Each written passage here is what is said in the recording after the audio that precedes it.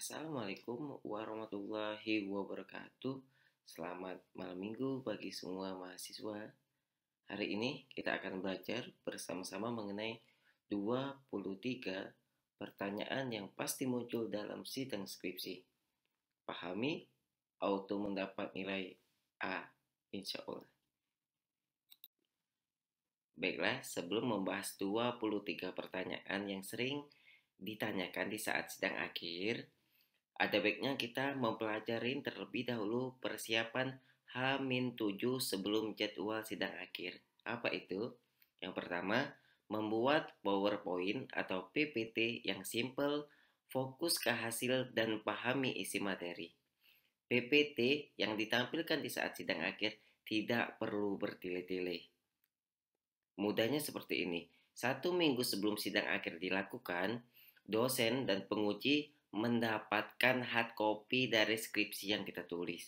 Sehingga penguji akan membaca, memahami, mempersiapkan pertanyaan, melihat kelemahan dan kelebihan dari tulisan kita. Apabila kita menampilkan PPT yang bertele-tele, akan fatal kepada kita sendiri. Contohnya seperti ini. Teman saya menampilkan PPT yang pertama mengenai pengertian dari teknologi, kemudian fungsi dari teknologi, baru kerumusan masalah.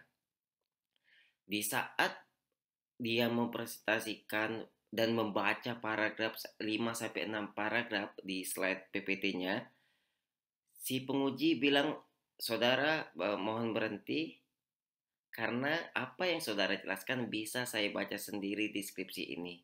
Ini sama persis apa yang kamu tulis di bab 1. Sehingga yang saya ingin lihat adalah hasil dan pembahasan dari skripsi yang kamu tulis." Mendengar tersebut, mahasiswa langsung down, gugup, dan bingung mau membahas atau menjawab apa lagi. Sehingga ini akan fatal kepada mahasiswa yang sedang ujian. Jangan diikutin. Menurut saya, bab yang simple atau penampilan PPT yang simple cukup bab 1 3 lembar, bab 2 3 lembar, bab 3 2 lembar, bab 4 10 lembar, dan bab 5 1 lembar.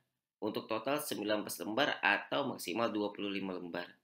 Hal tersebut sudah saya aplikasikan saat saya sidang S1 dan S2 dan alhamdulillah mendapat nilai yang memuaskan atau A, sehingga kita bisa lulus dengan predikat cum laude apabila memang nilai atau IPK kita selama ini memang berada di predikat cum laude. Yang kedua, fokus ke hasil. Hasil adalah bab 4. Sedangkan bab 1, 2, 3 adalah pendukung untuk mensupport bab 4 tersebut. Jadi, fokuskan banyak jelaskan dan fokuskan di bab 4 pada PPT kita. Setiap detik, menit, jam, hari yang kita lalui selama kita sidang akan terekam di otak dan hati kita selama proses skripsi. Sehingga apabila kita ditanya mengenai skripsi kita, kita harusnya paham tentang apa yang pernah kita lalui. Skripsi yang kita buat bukan melalui jasa skripsi yang langsung jadi, bukan kita yang mengerjakan. Ya, sehingga kita kadang-kadang sulit menjawab. Tapi kalau apabila kita yang mengerjakan sendiri, saya yakin proyek akhir atau skripsi kita akan kita kuasai dengan sepenuh hati. Kemudian, pahami isi materi kita. Sejauh ini saya tidak pernah melihat teman S1 atau S2 saya tidak lulus di dalam sidang akhir. Apa kuncinya? Kuncinya dia memahami apa yang dia tulis, proses yang dia alami, apa yang dia lakukan. Sehingga apabila kita memang menulis skripsi itu dari tulisan atau ketikan kita sendiri, saya yakin kita paham isinya. Intinya jangan meremehkan sidang akhir. Sudah pasti lulus, sudah nilai apapun oke, jangan seperti itu. Karena persiapan it is the key, itulah kuncinya. Kita butuh persiapan dan belajar untuk mempersiapkan sidang akhir kita agar lebih optimal. Persiapan selanjutnya yang harus kita lakukan adalah latihan presentasi. Latihan presentasi bisa dilakukan sendiri atau di depan teman-teman kalian atau teman kos kalian. Pura-pura dia menjadi penguji, ajukan pertanyaan kemudian kamu mencoba menjawab. Setidaknya latihan presentasi membuat kita lebih pede ketika sidang yang akan terjadi di minggu depan. So, jangan remehkan masalah latihan, karena latihan presentasi dapat membuat kita lebih yakin dalam menjawab, lebih yakin dalam menjelaskan. Yang ketiga, konsultasikan pertanyaan yang mungkin bakal muncul nantinya ke dosen pembimbing.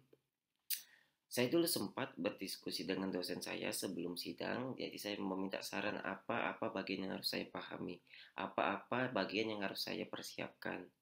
Saat itu saya mengangkat tesis ya pada waktu tesis kualitatif deskriptif dengan jenis penelitian tindakan kelas. Jadi saya melakukan penerapan model untuk para guru SMK untuk meningkatkan jiwa wirausaha guru SMK yang nantinya akan diturunkan kepada siswa-siswa SMK yang dia ajar. Data kemudian diolah melalui SPSS 2016 pada saat itu. Sehingga yang harus saya pelajarin adalah bagaimana saya menginput data SPSS, bagaimana saya mengolah data SPSS, bagaimana saya menerapkan skala Likert atau tingkatan dari skor tersebut. Itu yang saat itu disarankan oleh penguji saya atau profesor pembimbing saya. Dan alhamdulillah di saat pelaksanaannya saya bisa menjawab semua dengan lancar dan saya mendapatkan nilai atau skor yang terbaik. Ingat, pembimbing sama seperti orang tua kita. Pembimbing tidak ingin kita mendapatkan hasil yang buruk. Pembimbing sangat ingin melihat anak bimbingannya menangis bahagia di persidang akhir skripsi atau sidang akhir D3. So, kalian harus meminta doa pembimbing, kemudian hargai pembimbing agar pembimbing dapat memberikan ridho dan nilai yang terbaik untuk kalian. Tips keempat, persiapannya adalah percaya diri akan kemampuan.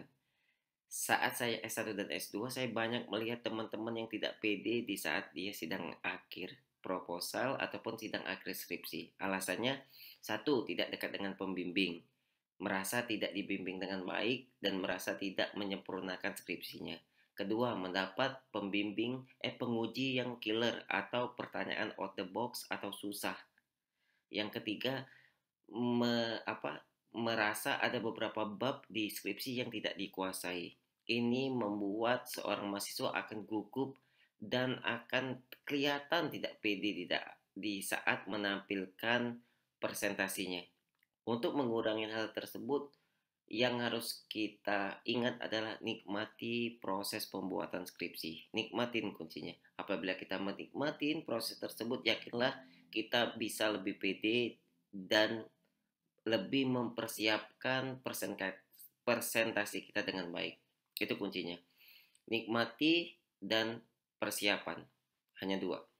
Yang kelima, tidur yang cukup dan menghindari begadang. Saya alamin ketika S2 saya sering begadang 1 minggu sebelum ujian.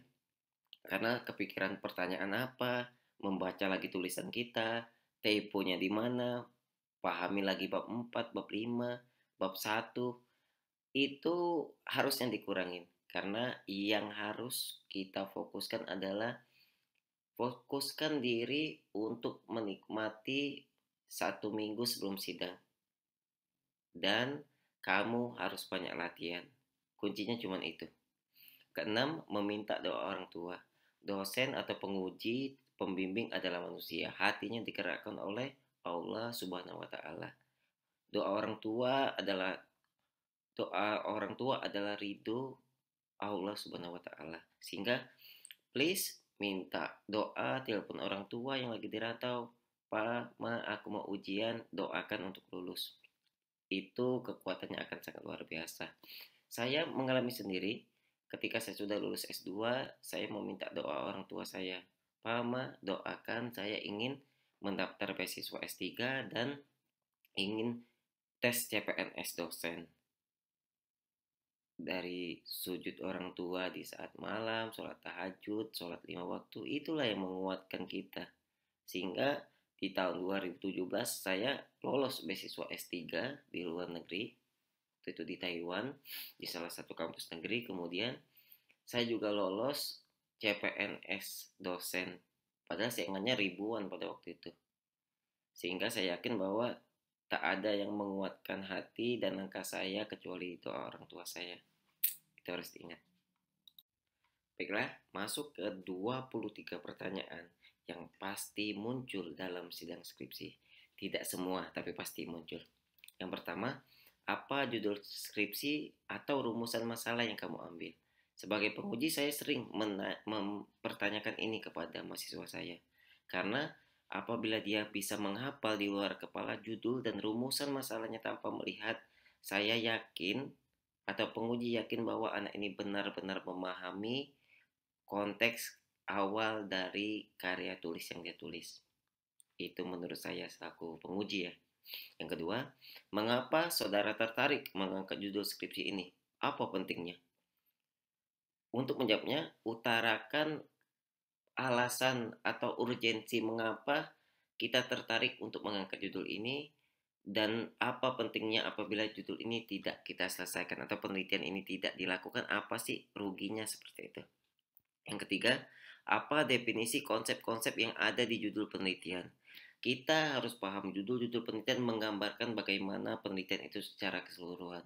So, kita harus mengenal kata-kata kunci di dalam judul yang sudah kita angkat. Jangan sampai kita mengangkat judul tapi tidak tahu maknanya. Contoh, mahasiswa saya mengangkat sistem kelistrikan pada mobil listrik bla bla bla. Saya tanya, saudara mahasiswa, sistem yang dimaksud di situ apa?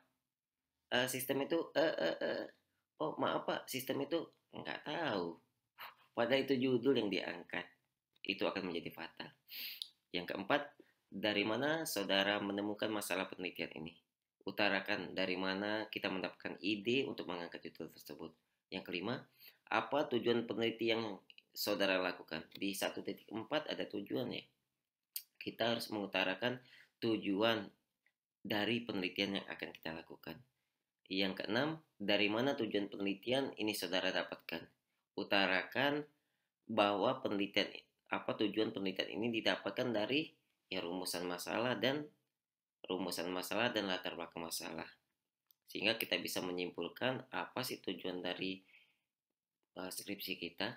Yang ketujuh, apakah masalah penelitian ini dibatasi? Apa batasan masalahnya? Saya sering menanyakan ini kepada mahasiswa saya.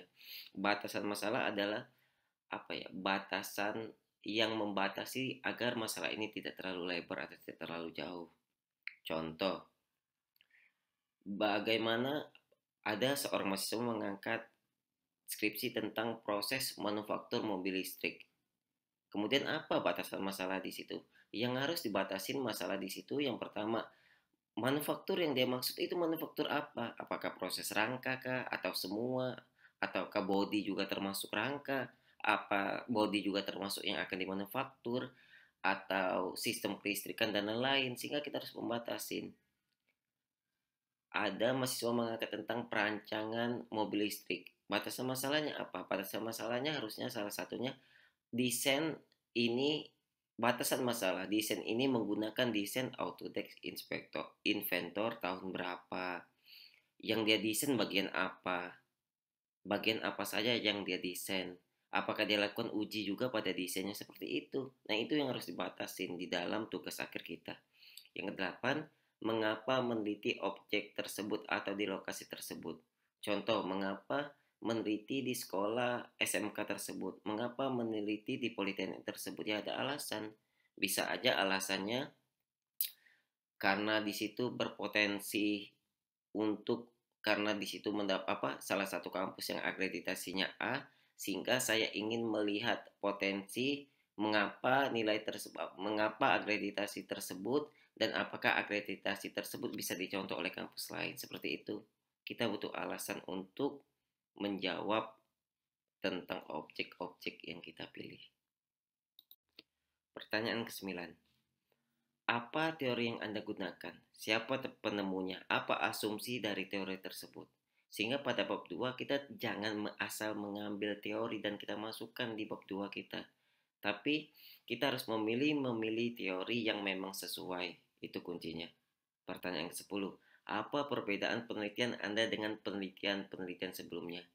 ini adalah keterbaruan, sehingga kita dapat membandingkan hasil penelitian kita dengan hasil penelitian sebelumnya. Mulai dari perbedaan metode, perbedaan perbedaan apa ya? Perbedaan sampel dan lain-lain. Nah, itu harus digarisbawahi untuk pertanyaan nomor 10. Pertanyaan 11, berapa banyak sumber penelitian 10 tahun terakhir yang saudara gunakan dalam skripsi ini? Sudah saya bilang, sumber 10 tahun terakhir, jurnal atau penelitian terbaru adalah hal yang wajib saat ini. Sehingga kita harus memilih jurnal-jurnal yang memang terbaru dan saat ini yang sudah paling update. Itu yang harus kita pikirkan ya dalam membuat bab 2. Yang ke-12, apa hipotesis penelitian ini? Khusus untuk penelitian kuantitatif. Hipotesis adalah dugaan sementara. Jadi kita dapat menyatakan apa sih dugaan sementara kita. Sebelum hasil tersebut kita jawab di bab 4. Yang ke-13, apa metode pengumpulan data yang digunakan? Sebutkan alasannya. Metode pengumpulan data atau cara mengumpulkan data itu kan banyak ya. Wawancara, observasi, kemudian kuesioner dan lain-lain. Sebutkan alasannya. Mengapa kita pilih metode tersebut? Sehingga jangan asal memilih cara metode pengumpulan data. Dulu banyak ada teman saya yang gagal di dalam sidang akhir gara-gara salah menggunakan metode pengumpulan data. Ini akan fatal apabila makanya kita perlu komunikasi atau konsultasi dengan dosen pembimbing secara rutin. Yang ke-14, apa data primer dan sekunder penelitian ini? Ini untuk penelitian yang menggunakan variabel, jadi kita butuh variabel utama dan variabel pendukung data yang kita gunakan. Sehingga data tersebut dapat menunjang dari proses kita mengambil atau menyimpulkan hasil dari penelitian kita. Yang ke-15, apakah saudara melakukan observasi? Jelaskan bagaimana kondisi lapangan. Kalau ini jelas jawaban yang real. Kalau kita sudah melakukan observasi atau kita sudah pernah ke lokasi tempat kita mau penelitian, pasti kita bisa jawab untuk nomor 15. 16. Teknik analisis data apa yang saudara gunakan dalam penelitian ini? Harus dijawab, teknik analisis data apa yang kita gunakan. Misalnya kualitatif kah atau kuantitatif deskriptif kah? Dan bagaimana analisisnya? Kita harus mempersiapkan atau kita ambil dari bab 3 kita, kemudian yang diaplikasikan di dalam bab 4, kemudian baru keluarlah hasil. Yang ke-17, apa temuan penelitian saudara? Nah, ini kadang banyak yang bingung. Untuk temuan penelitian bukan hanya berupa benda. Temuan saya berupa alat, ya belum tentu. Untuk orang-orang atau tesis-tesis atau skripsi-skripsi yang di bidang sosial, bisa aja yang ditemukan ada berupa teori atau berupa pernyataan, itu bisa. Sehingga jangan terjebak di pertanyaan ini. Ke-18, sebutkan teori yang Anda gunakan dalam penelitian saudara. Di pembahasan kita butuh teori, kemudian kita bandingkan dengan hasil yang kita dapat di lapangan. Sehingga jangan sampai salah memilih teori. Ke-19, apa kontribusi dan implikasi dari hasil penelitian saudara? Ini yang bersama dengan pertanyaan 17 ya. Jadi kontribusi itu bukan hanya benda, tapi bisa juga berupa teori dan lain-lain. Itu harus diingat. Ke-20, berapa lama saudara mengerjakan penelitian ini? Penelitian idealnya dikerjakan 3-6 bulan ya. Sehingga jawaban yang paling bagus sepertinya 3-6 bulan. Kemudian itu untuk skripsi ya. Kalau untuk disertasi saya rasa bisa 1-2 tahun. Yang ke-21, kesulitan apa yang saudara alami ketika mengerjakan skripsi? Setiap detik, menit, jam kita akan sangat terekam di otak kita tentang skripsi yang kita tulis. Ini pertanyaan mudah, tapi apabila sudah blank atau sudah gugup, kadang-kadang gak bisa kita jawab. Jadi tenangkan hati, fokus. Ke-22, apa kesimpulan penelitian saudara? Mudah.